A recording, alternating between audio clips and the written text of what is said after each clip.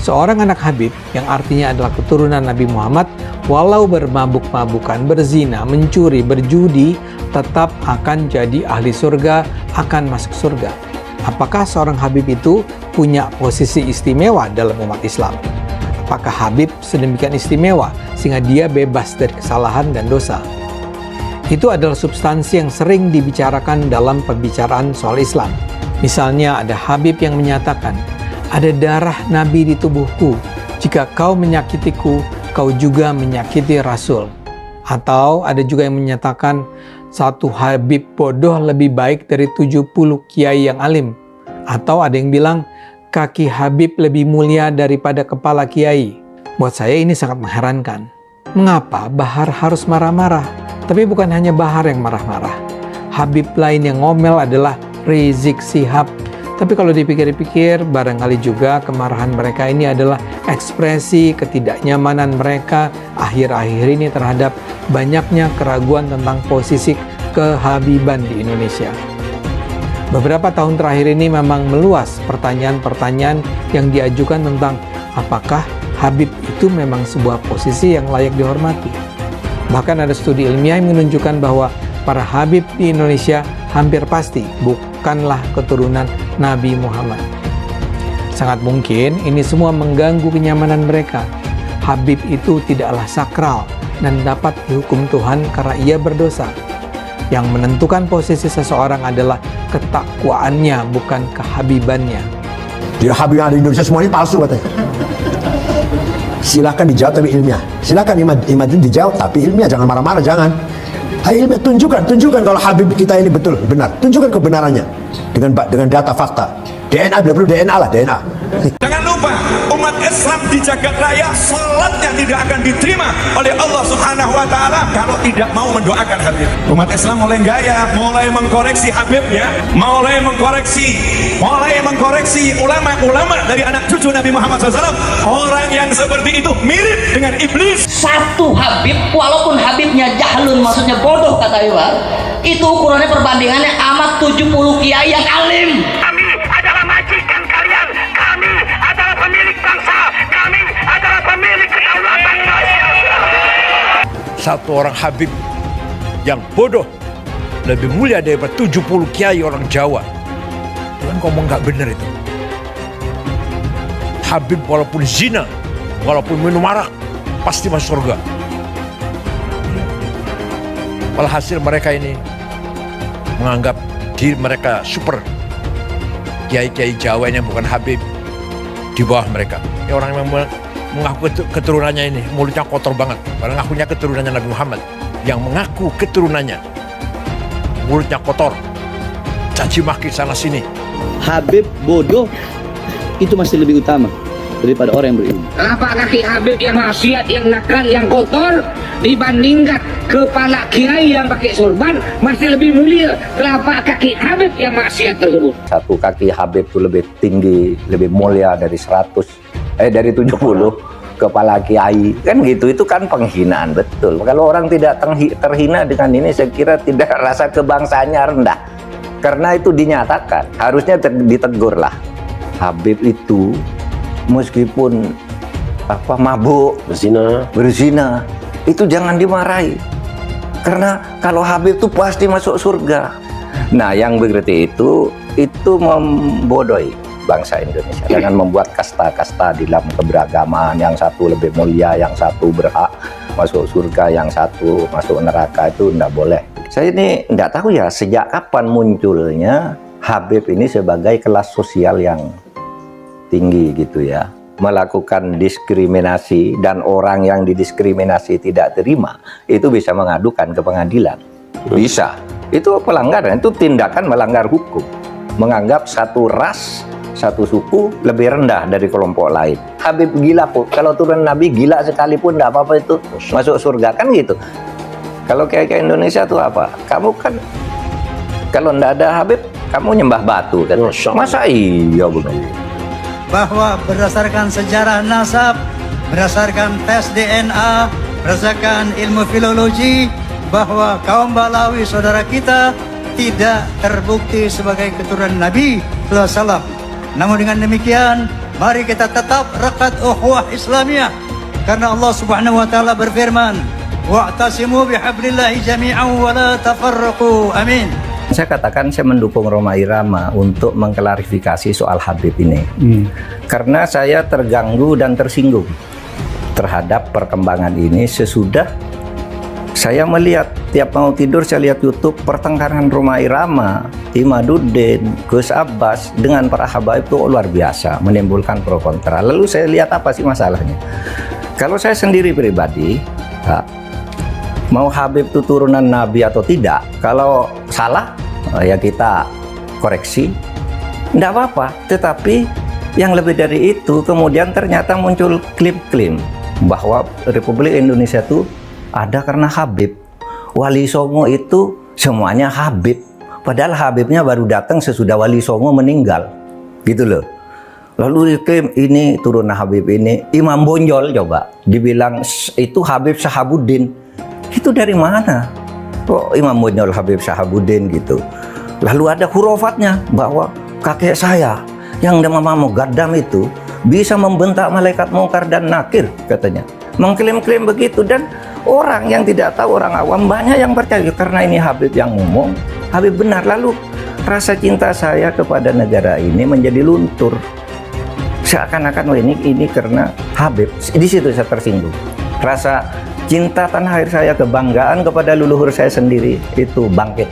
Apalagi kemudian ada pemalsuan kuburan-kuburan tuh ya, nama kuburan biasa dibangun menjadi ini Habib ini, padahal tidak jelas siapanya. Kalau Habib itu lebih tinggi dari kiai, dan itu semua ada mas. Ngomong itu bukan hanya ngomong begitu, itu bukan hanya katanya-katanya, karena ketika Rhoma Irama berbicara itu, lalu ada seorang Habib muda dengan Rhoma Irama, kamu bohong, tunjukkan Habibnya siapa yang katakan gitu. Sudah itu bukan Rhoma Irama yang membuktikan. Netizen ini Habib ini tanggal sekian bilang ini dengar. Ini Habib ini sampai 7. Ricik. Kamu jadi manusia nggak kapok-kapoknya. Kamu selalu bikin gaduh. Ini lagi. Kamu ngata-ngatain katanya jenderal monyet, kiai monyet, organisasi monyet. Hai Ricik, ingat. Kamu itu anak keturunan warga imigran dari Yaman. Jangan bikin gaduh di Republik ini, Ricik. Ingat, jangan kau pikir pribumi takut dengan kamu. Nggak takut. Kesabaran ada batasnya. Hai Ricik, saatnya pribumi bangkit. Kami lawan kau, Ricik. Mengutuk keras statement Rizik yang mengatakan monyet-monyet kepada warga pribumi dan para jenderal serta menabuh genderang perang melawan pribumi. Kami masyarakat tidak takut dan siap melayani tantangan Rizik kapanpun dan dimanapun tempatnya.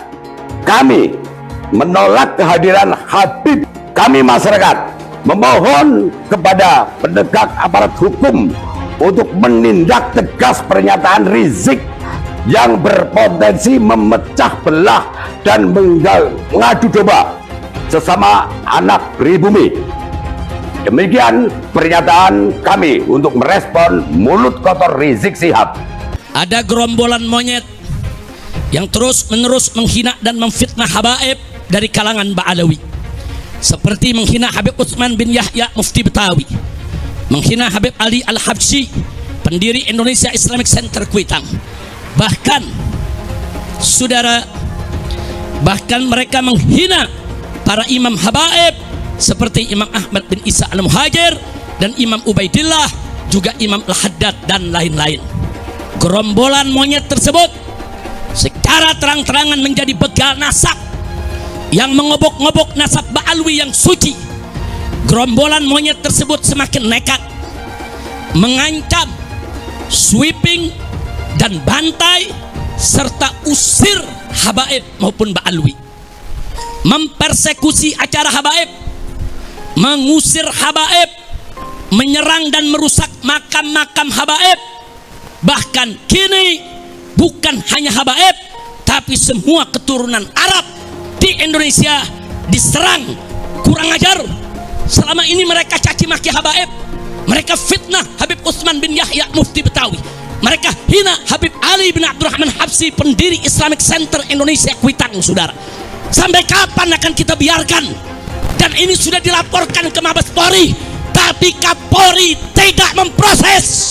Saya mau sampaikan nih kepada monyet yang sudah mendirikan ormas monyet dengan laskar monyet yang didukung oleh sejumlah jenderal-jenderal monyet, saudara. Ada oknum-oknum jenderal-jenderal monyet yang mendukung ormas monyet ini, saudara. Saya mau sampaikan kepada mereka, sudahlah, capek kita. Kalian setiap hari menghina, memfitnah, capek. Kita perang aja deh. Kita perang aja. Saya siap untuk kobarkan perang melawan mereka dengan backingnya, sudah. Takbir. Umat Islam semua saya tanya, siap perang lawan gerombolan monyet? Takbir. Takbir. Takbir. Soalnya contohnya Kang Deddy, Gubernur Jawa Barat ya. Kita lihat teman-teman, mereka tuduh Kang Deddy di mimbar-mimbar, mereka teriak Deddy itu adalah pelaku kesyirikan. Si Deddy itu bikin patung di Purwokerto ya, Purwakarta. Mereka menuduh. Saya tidak pernah melihat Pak Deddy membuat patung terus suruh masyarakat sembah itu patung. Saya nggak pernah lihat itu. Cuma yang jadi masalah, Mbak Alam bikin kuburan nenek moyangnya untuk didatangkan Muhyiddin untuk saya. Tuduh Pak Deddy memang bikin syirik. Mereka sendiri bikin syirik, gitu loh. Bukan hanya sampai di situ, orang Indonesia pun didatangkan dari Indonesia untuk sembah mereka punya leluhur yang ada di Tarim. Kamu menyuruh Pak Deddy bikin syirik. Pak Deddy hanya membuat saja di kota itu untuk sebagai simbol. Kalau mereka bikin untuk suruh sembah, gitu loh. Kalau Pak Deddy bikin itu patung terus disuruh masyarakat Purwakarta untuk sembah, itu baru salah, gitu loh. Itu yang nggak masuk akal dari saya. Makanya mudah-mudahan Pak Gubernur di Purwakarta, Jawa Barat, Pak Kang Deddy, tutup jalan mereka, jangan masuk di Jawa Barat, gitu loh. Dulu siapa sih lidahnya yang paling tajam menghina-hina kiai-kiai NU? Mereka. Ya banyak. Rizik Syihab menghina Kiai Abdurrahman Wahid radhiyallahu anhu. Buta mata, buta hati. Setiap apa saja keputusan PBNU selalu dikomentari, selalu di framing negatif untuk menjauhkan umat Islam dari PBNU. Kiai Isamuddin ini salah satu korban yang dianggap mereka sudah murtad. Kiai Said Agil Siraj beberapa tempat mau ceramah ditolak oleh mereka. Gus Nurdin lagi ceramah diturunin masa lalu itu oleh mereka. Bahkan ada kabin di bawah itu berpesan pada jamaahnya, jangan masukkan anak-anak, ibu-ibu dan bapak-bapak ke Ansor Banten. Jangan, Islam Nusantara, Nusantara. Itu mereka dulu, sekarang mah nggak diundang aja. Kemarin datang ke PBNU itu. Kemarin LDNU bikin acara ngundang Rama Irama. Habib itu ada yang datang sengaja, nggak diundang juga. Untuk apa? Supaya nempel bernaung di gedung PBNU. Framing kebetulan ada Muhyiddin di PBNU-nya. Maka satu Habib bodoh, ya kan, lebih mulia daripada jutaan ekor babi. Nah itu cocok. Tapi kalau ulama, kiai yang alim, yang allama, dengan Habib yang mabuk, dengan Habib yang zina, dengan Habib yang maksiat, tidak bisa dibandingkan. Sama dengan kau bandingkan itu air comberan dilokalisasi dengan sumur Zam-Zam. Itu tidak layak dibandingkan, tidak layak. Apalagi disetarakan. Karena ulama itu tidak bercerita tentang nasab, tidak bercerita tentang ras, tapi bercerita tentang ilmu, tentang adab, tentang keistiqomahan, tentang apakah dia melaksanakan apa yang dia tahu, apa yang dia pelajari, gitu. Tentang kejujuran. Kalaupun Habib misalnya bangsat, apa yang mau dipelajari dari mereka? Oh itu bukan untuk dipelajari, harus dimuliakan aja. Untuk apa kita memuliakan sesuatu yang tidak mulia? Satu, lagu Roma Irama sebujur bangkai lebih utama dari ceramah para habaib 70 habaib. Satu lagu sebujur bangkai Roma Irama lebih mulia dan lebih manfaat bagi umat Islam daripada ceramah 70 habaib. Pak Quraisy aja disebut sesat, setingkat Pak Mahfud MD saja disebut sesat. Kemudian setingkat dulu Cak Nur, pemikir besar Hasanah Islam Indonesia, itu juga disebut kafir kan, gitu loh. Saya Gus Dur sama kan, sesat. Ya kebetulan saya ini adalah para pengagum mereka, gitu loh. Pengagum Cak Nur, pengagum Gus Dur, pengagum Cak Nun, Gus Mus, gitu loh. Setinggi apapun engkau menuntut ilmu tidak akan pernah mencapai tetel Habib. Makanya bagaimanapun alimnya seseorang tidak akan pernah mampu mengalahkan kemuliaan seorang Habib meskipun dia tidak mempunyai ilmu pengetahuan agama. Para kiai kampung, jangan lagi terjadi ada orang yang berani bicara bahwa satu kaki seorang Habib lebih mulia daripada kepalanya seorang ulama yang alim.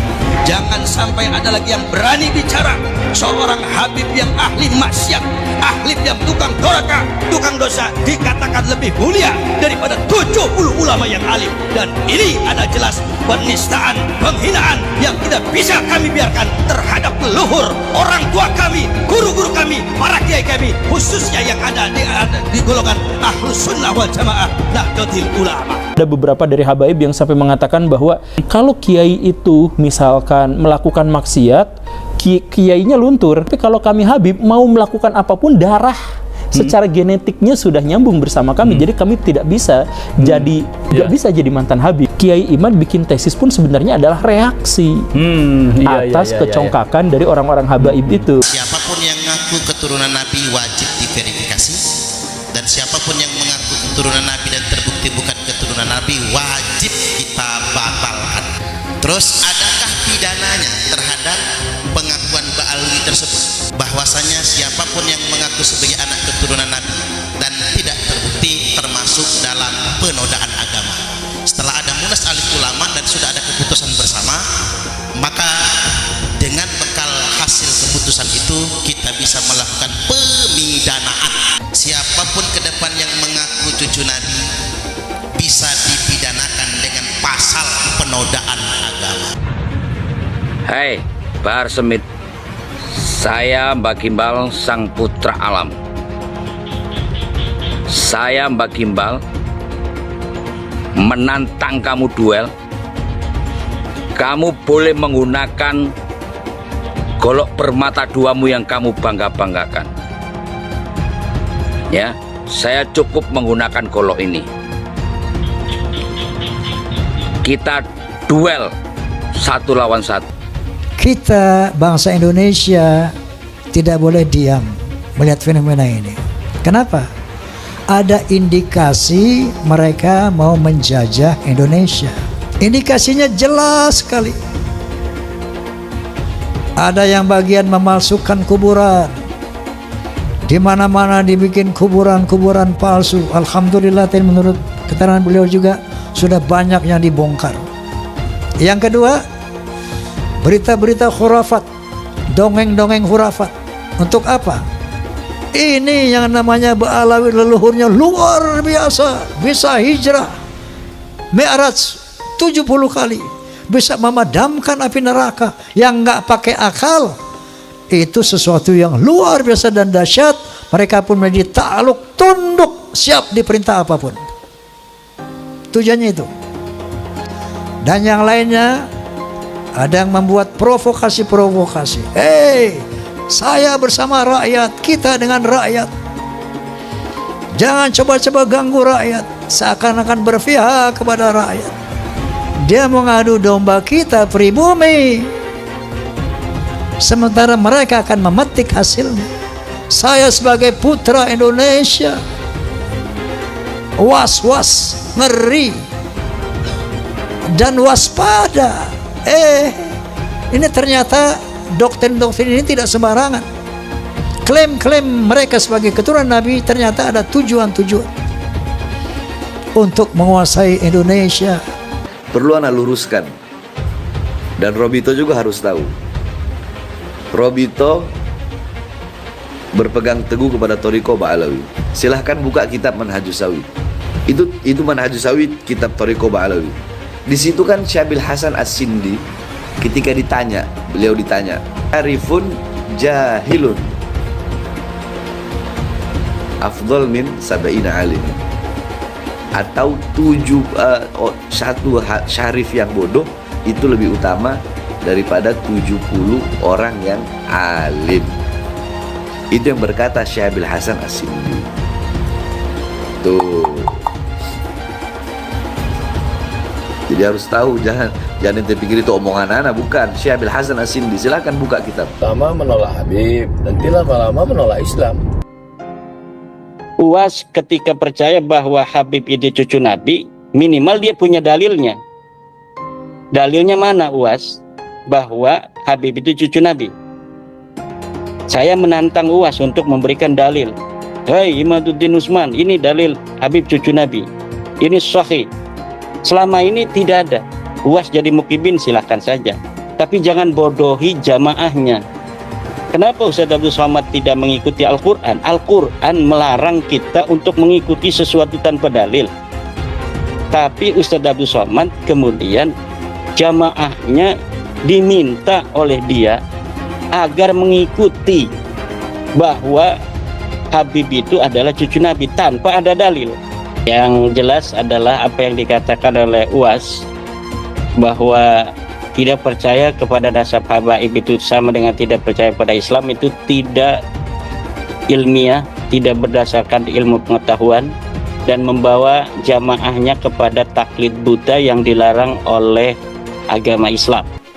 Pak Habib Bahar yang sangat kontroversial itu kakinya diciumin oleh santri-santri yang ngantri jalan bebek. Sakit hati ketika melihat ada orang keturunan Yaman kemudian disujudi, diciumi kakinya oleh orang-orang pribumi pesek. Bayangkan kemudian ada ulama-ulama Nusantara yang harus cium tangan, cium kaki terhadap Habib-Habib yang berjejer duduk di sofa dengan begitu megahnya. Mereka marah, mereka sakit hati karena apa? Karena ada orang sujud di depan orang lain atas nama keturunan Nabi. Ada Habib yang mengatakan bangsa ini bisa menjadi bangsa yang kuat, yang teguh, tidak kena bencana dan sebagainya karena mencintai para habaib. Para habaib, kan beliau Habib, Pak Novel Al-Idrus. Kemudian dikatakan, siapa yang berani mengkritik, mengkoreksi Habib, maka dia seperti iblis. Orang yang mengklaim sebagai keturunan Nabi tiba-tiba mengatakan kalau ada orang yang mengkoreksi habaib, maka mereka itu adalah iblis atau serupa dengan iblis. Pak Novel Al-Idrus, sorbannya kiai-kiai itu derajatnya ada di bawah kaki dari Habib. Bahkan ketika Habib itu penzina, tukang narkoba, tukang mabok, Habib terbodoh itu 70 kali lipat lebih mulia daripada kiai-kiai. Terkait provokasi perang Rizik Syihab dan klaim Balwi sebagai keturunan Nabi, Rizik Syihab dalam sebuah ceramahnya di hadapan pengikutnya memprovokasi massa agar sewaktu-waktu siap untuk berperang terhadap pihak yang selama ini dianggap bertentangan dengan para Habib Balwi. Rizik bahkan merendahkan dan sangat menghina warga pribumi Nusantara yang membentuk ormas yang bertentangan dengan Balwi, disebut sebagai ormas monyet. Ia juga menuduh ada jenderal yang menjadi backing ormas tersebut sebagai jenderal monyet. Ungkapan tersebut telah dengan nyata-nyata menghina dan menyakiti bangsa Indonesia. Padahal Rizik tidak lebih dari keturunan imigran Yaman di atas bumi pertiwi ini.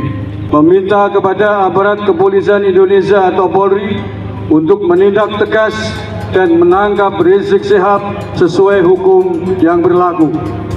Rizik Syihab masih memiliki sejumlah kasus pidana yang belum ditindaklanjuti, padahal sudah masuk ke laporannya ke kantor polisi. Bahkan kasus cat mesumnya dengan Firza Hussein sudah ditetapkan sebagai tersangka. Selain itu, kami juga meminta agar organisasi mereka, Robitoh Alawiyah, yang mengaku sebagai pencatat keturunan Nabi Muhammad SAW, wajib dibubarkan dan pengurusnya diberikan sanksi hukum. Ada sekelompok orang yang dengan enaknya menghina beliau, merendahkan beliau, nggak tahu apa jasa beliau, bahkan menghina kami umat Islam, saudara. Makanya ini kalau nggak ditangkap nih yang model begini, ini yang bakal ngerusak kebinekaan kita, betul atau tidak? Momentum untuk melawan mereka yang menebar kebencian atas nama suku, mengacak-ngacak negeri kita Indonesia. Saya mau tanya, kalau sampai Fuad nggak dipenjara, siap seret atau tidak? Siap seret atau tidak? Siap jebloskan ke penjara? Siap lawan musuh-musuh kebinekaan? Takbir! Takbir! Mengusulkan si siapa itu tadi, monyet satu itu, si Idris bin Salim, apa itu Al-Jufri itu menjadi pahlawan. Saya bilang monyet karena saya sedang mengamalkan isi Quran. Pengkhianat itu disebut monyet. Kunu kirodatan khasiin, jelas kan? Ada yang kadang-kadang sampai menyerahkan satu kebangsaan negara harga mati Indonesia jaya, Pancasila jaya, Indonesia milik kita. Mana milik kita? kalau dirampas oleh Pak Habib. Kita adalah anak bangsa yang menolak siapapun yang ingin memiliki bangsa Indonesia selain bangsa Indonesia. Siapapun yang ingin menguasai Indonesia dengan cara-cara yang tidak benar, maka kita ini anak bangsa yang berani dan langsung tegas kita tolak dan kita langsung menghadapi.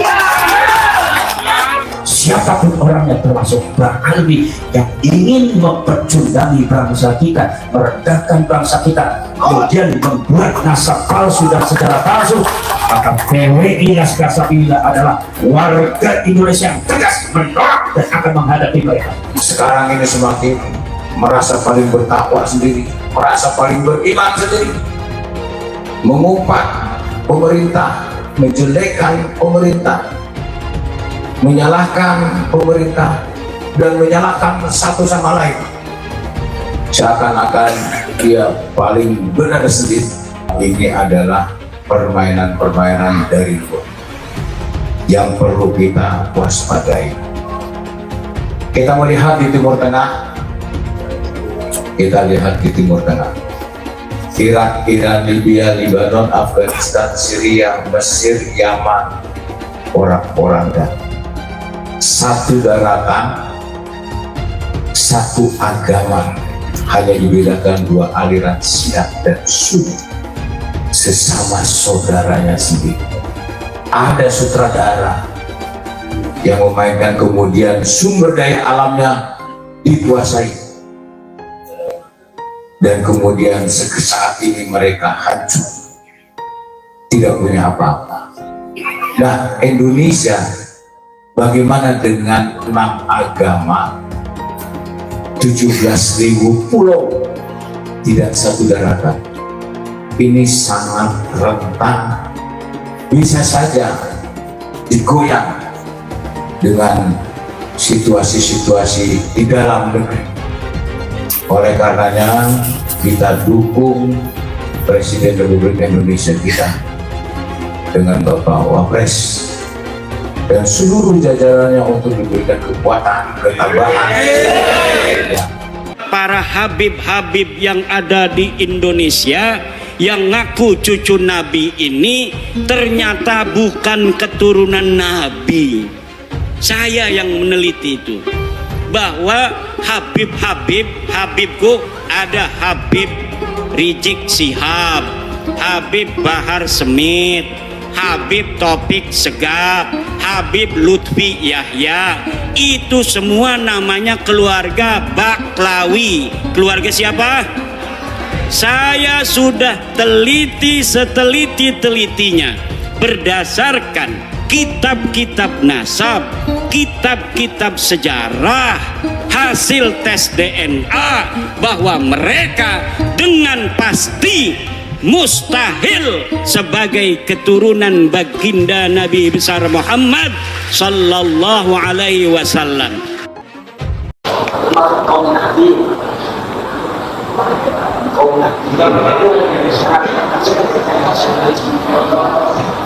ketika kemudian ada beberapa aksi-aksi yang kadang-kadang berbenturan dengan nasionalisme, berbenturan dengan kesepakatan yang disebut dengan muahadah nasional, kesepakatan nasional, Pancasila, Bhinneka Tunggal Ika, keanekaragaman, kebersamaan hidup di Indonesia. Ini sudah mulai ada yang mengusik dari beberapa oknum-oknum separatis dan juga beberapa oknum-oknum klan semacam klan Ta'ali yang memiliki organisasi-organisasi yang kadang-kadang juga cukup ekstrim juga, yang kami semua sangat mengkhawatirkan sekali akan itu semua. Awal daripada kehancuran daripada bangsa ini akibat doktrin-doktrin yang tidak benar yang dilakukan oleh mereka, yang sebetulnya kami ini hanya menampilkan Indonesia, organisasi yang namanya Indonesia itu seperti ini. Jadi kita itu organisasi dari kalangan nahdien yang bergerak secara lebih tegas lagi, lebih berani lagi untuk menampilkan keindonesiaan dan keislaman Indonesia, keislaman Nusantara, sehingga rakyat rakyat itu mengerti bahwa Indonesia itu punya corak tersendiri tentang masalah Islam. Dari segi pemahamannya, dari segi dakwanya, adab dan akhlak tingkah lakunya, termasuk dari segi penerapannya, dan dari segi cara-caranya. Maka dari itu ada beberapa cara-cara yang dilakukan oleh para ulama di dalam menerapkan dakwah Islamiyah dan dalam kehidupan berbangsa dan bernegara. Sehingga muncullah apa yang disebut dengan demokrasi Pancasila. Artinya kita bukan demokrasi liberal. Di saat dunia itu belum ada satupun yang bisa menyatukan antara negara dan agama. Ada negara yang murni dijadikan agama, sehingga presiden dan kepala negara ini wakil dari Tuhan. Ini pun juga Indonesia bukan. Ada juga negara yang sama sekali tidak mengkaitkan agama, liberal sama sekali. Agama urusan beda, urusan lain, bukan urusan negara. Jadi ketika negara itu negara, hanya satu negara tidak tanpa agama, atau lagi ada agama ya yang punya negara, agama yang memiliki negara, atau negaranya beragama, sehingga seluruh kepemimpinan dalam negara itu dianggap sebagai wakil dari Tuhan, representasi dari Tuhan. Ini juga sangat berbahaya. Maka dari itu, sehingga itu pada waktu zaman dulu tidak ada yang bisa memajukan kedua. Maka di sini Indonesia ini memajukan antara negara dan agama tidak berbenturan, maka muncullah apa yang disebut dengan demokrasi Pancasila. Bhinneka Tunggal Ika dengan dasarnya Undang-Undang 45. Inilah yang kita bawa oleh PBI, yang kita sodorkan kepada masyarakat, bahwa ini yang dibawa oleh orang tua kita, ini yang dibawa oleh leluhur kita. Islam seperti inilah, gaya agama seperti inilah, kehidupan Indonesia seperti inilah, demokrasi seperti inilah yang telah diterapkan oleh para leluhur kita bangsa Indonesia. Sehingga diharapkan bangsa Indonesia ini, rakyat Indonesia ini mengerti akan keadaan, mengerti akan siapa dirinya dan siapa leluhurnya, apa yang telah dibawa oleh leluhurnya, apa yang telah diajarkan oleh leluhurnya. Jangan sampai kemudian mereka mengambil adopsi ajaran-ajaran baru yang belum tentu lebih baik daripada apa yang telah telah diajarkan oleh orang tua kita. Sementara ajaran-ajaran yang diterapkan oleh orang tua kita dan leluhur kita itu sudah teruji bertahun-tahun, bahkan berpuluh-puluh tahun. Teruji keabsahannya, teruji kesaktiannya, teruji juga kebaikannya, keselarasannya, sangat luar biasa. Nah, ini kadang-kadang kita menyadarkan rakyat Indonesia, maka harus terlembaga dalam satu organisasi, maka muncullah organisasi perjuangan nasional Indonesia. Memang sebetulnya di NU juga ada seperti itu. Dari praktek strukturalnya mungkin dianggap oleh beberapa kaum nahdiyin itu kurang begitu tajam di dalam aplikasinya, kurang begitu mewarnai keindonesiaannya, kurang begitu mewarna, warnanya kurang begitu tegas. Maka di sini kami PWI itu menegaskan seperti masalah perjuangan yang Songo, Kewali Songoannya, masalah yang berkaitan dengan klan Bang Alwi, kita tegas bahwasanya kita menolak Bang Alwi karena Bang Alwi nasabnya sudah dinyatakan terputus dan secara saintifik itu sudah tidak bisa disambungkan dengan Rasulullah karena genetikanya beda. Tidak harus tegas kita. Mungkin di Nahdlatul Ulama masih belum begitu tegas. Maka kaum Nahdliyin yang tegas inilah maka kumpul dalam perjuangan Wali Songo Indonesia dan Laskar Sabila. Kami tidak keluar dari konsep ke-NU karena kami semuanya orang-orang NU. Jadi jangan sampai dibenturkan dengan ke-NU. Kami adalah orang NU. Dan PBI ini dan Laskar Sabila ini digagas oleh semua zuriat dan anak cucunya Wali Songo. Wali Songo itu banyak, bukan cuma 9, tapi itu adalah pengurus dakwah Islamiyah secara sosial dan keagamaan yang dibentuk selalu 9. Kalau meninggal satu kan hilang. Jadi dari kurun waktu ke waktu itu ada penggantian selalu 9. Makanya saya mengharapkan juga di PWI ini ketika ada semacam pakem itu selalu saja 9. Deklarasi Laskar tadi juga 9 dukir, dan pengurus kesepuhan Laskar Sabila dan PWI itu juga 9 orang kesepuhan, sehingga diharapkan bisa ngalap barokah kepada angka 9 yang telah dipegang dan diarahkan oleh para wali songo kita, para leluhur kita. Pak Yai, ada 38 provinsi di Indonesia. Ini PWI ini baru berdiri. Mungkin Pak Yai bisa menyampaikan secara spesifik berdirinya kapan, terus sudah ada di berapa kota, kabupaten dan juga provinsi. Kalau PWI ini berdiri tanggal 29 Agustus. 29 Agustus. Kongresnya 12 November. Kongresnya 12 November tahun 2023. Tahun 2023. Baru berkisar berapa bulan? 2 bulan. 2 bulan. 4 bulan, 4 bulan. Tapi alhamdulillah sekarang sudah berdiri di Lampung, di Kepulauan Riau, ya, di Batam sudah ada. Sudah ada 6 provinsi dan kurang lebih 16 kabupaten kota. Kemudian juga di Jawa Timur juga ada. Sekarang kemudian di Jawa Tengah juga sudah ada, di Jawa Barat juga sudah. Dari kita ini semakin hari semakin merangkak, bahkan semakin cepat, bahkan sangat besar sekali. Sambutan daripada rakyat Indonesia sangat luar biasa, karena saya yakin rakyat Indonesia membutuhkan PWI, membutuhkan pergerakan di dalam membela bangsa dan membela rakyat dan membela kiai-kiai pribumi, kiai Nusantara, dan membela sejarah, membela sejarah bangsa dan membela harga diri bangsa, jangan sampai diinjak oleh siapapun.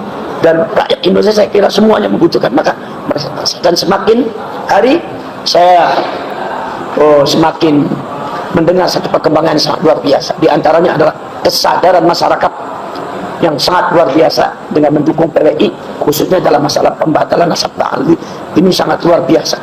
Semakin hari disodorkan keilmuannya dengan argumentasi yang kuat, semakin hari semakin sadar dan semakin sadar, sehingga mereka kembali kepada bumi pertiwi, kembali kepada Islam rahmatan lil alamin, yang NU kembali kepada NU. Alhamdulillah, ini adalah perjuangan kami. Pak Yai, sebagai pimpinan nasional, sebagai ketua umum, tadi Bapak menyampaikan bahwa kaum Nahdiyin, tapi tentunya dengan cara yang lebih berani, tapi santun ya Pak. Nah, sebagai ketua umum, apa arahan-arahan yang Pak Yai sampaikan sehingga yang Bapak tadi sampaikan bahwa ini kaum Nahdiyin yang lebih berani, biar yang di bawah ini mampu menerjemahkan apa yang Pak Yai sampaikan? Iya, jadi yang maksud saya yang lebih berani di sini adalah bukan berani secara separatis atau secara yang tidak terkodir, tapi tetap ada arahan-arahannya. Tapi berani menegaskan sebuah prinsip kebangsaan dan prinsip keahlussunnah wal jamaah di dalam rakyat Indonesia. Bahwa beginilah rakyat Indonesia, bahwa beginilah kita, beginilah NU, beginilah ahlussunnah wal jamaah, beginilah bangsa Indonesia. Jadi bukan dengan cara, mohon maaf, dengan organisasi-organisasi yang lainnya kan ada ekstrim, tidak, itu bukan kami. Tapi kita hanya berpegang teguh pada kebenaran. Ketika kebenaran sudah terbuka, ya kita harus tegas bahwa ini benar, ini salah. Tidak boleh ada kata-kata lain. Tidak boleh ada toleransi dalam masalah kebatilan, apalagi itu bisa merugikan rakyat, apalagi bisa merugikan bangsa. Itu jadi hitam dari hitam putihnya itu jelas. Itu yang dimaksud oleh saya lebih berani. Berani bukan berani apa? Berani mengemukakan dan melaksanakan sebuah kebenaran. Berpegang teguh sama kebenaran. Jadi tidak ada bergaining. Tidak ada bergaining dalam masalah kebenaran. Benar, salah, benar, batil. Jadi tidak boleh ada bergaining. Ini yang disebut sama saya di PWI adalah kasabilah orang-orang yang beraninya di situ. Apakah menerima keanggotaan dari berbagai macam golongan ataukah hanya yang latar belakangnya NU saja? Sebetulnya gagasan itu orang NU, tapi kita juga sebagai PWI dalam kasabilah mungkin juga ada beberapa desa, ada beberapa daerah yang memasukkan beberapa dengan karakteristiknya masing-masing. Jadi masih terbuka juga apabila diperlukan. Jadi kita tidak terbatas hanya untuk NU. Jadi orang-orang yang peduli terhadap bangsa ini, walaupun bukan NU, tapi yang menggagas ini adalah orang-orang NU. Terakhir Pak Yai, saat ini banyak sekali ulama-ulama yang dalam dakwahnya mungkin ada mengarah ke radikalisme ya, bahkan menjelekkan sesama ulama. Nah ini sebagai PWI yang merupakan organisasi baru, sikapnya seperti apa ya? Ya kami tidak setuju. Jelas kami tidak setuju terhadap cara-cara dakwah seperti itu. Tetapi ketika kami mengkritik dan menyadarkan masyarakat di dalam seumpama yang berkaitan dengan radikalisme, ya seseorang atau seumpama ekstremis yang dianggap oleh kami merusak, seperti contoh klan Bangli, kami untuk menyadarkan kepada masyarakat, sama sekali itu bukan tujuan untuk menjelekkan. Tapi itu untuk menunjukkan data, untuk menyadarkan masyarakat. Sebab tanpa disampaikan data, dikiranya kita ini ngarang, dikiranya ngarang. Maka dari itu kita tunjukkan datanya seperti ini, seperti ini. Itu sama sekali tidak bermaksud untuk menjelekkan, apalagi sampai membenci. Tetapi itu adalah data supaya masyarakat sadar. Kata kenapa? Karena betapa sulitnya menyadarkan masyarakat. Supaya masyarakat sadar bahwa sampai ada di mana. Begini Indonesia itu bagaimana? Begini sikap kita, harusnya seperti ini. Sebagai bangsa harus seperti ini. Sebagai orang NU, kalau kita NU seperti ini. Sebagai kaum Nahdien seperti ini. Itu ketika dikemukakan beberapa seumpama unsur-unsur yang negatif dari beberapa klan, atau seumpama orang-orang yang kadang-kadang tidak sesuai dengan pergerakan keindonesiaan, itu sama sekali bukan berarti kita menjelek-jelekan. Jadi itu kalau di dalam ilmu usul hadis adalah al-jarh wa ta'dil, di dalam rangka menfilter riwayat-riwayat mana yang benar, mana yang tidak benar. Nah itu al-jarh wa ta'dil itu di dalam agama itu diperbolehkan. Bukan menjelekkan bahwa imam ini adalah kelemahannya ini, imam ini kelemahannya ini bukan menjelekkan, tapi untuk memilah-milah dan untuk memberitahu masyarakat bahwa hadis ini adalah lemah, hadis ini dhaif. Sebab tanpa memberitahu kelemahan rawinya, maka kita tidak bisa menghukumi itu dhaif atau tidak. Jangan-jangan ngarangnya orang.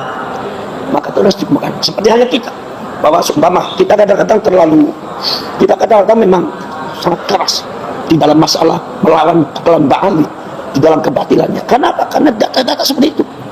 Dan mereka sudah melakukan hal-hal yang sangat luar biasa di masyarakat. Hal-hal yang sangat luar biasa di bangsa ini.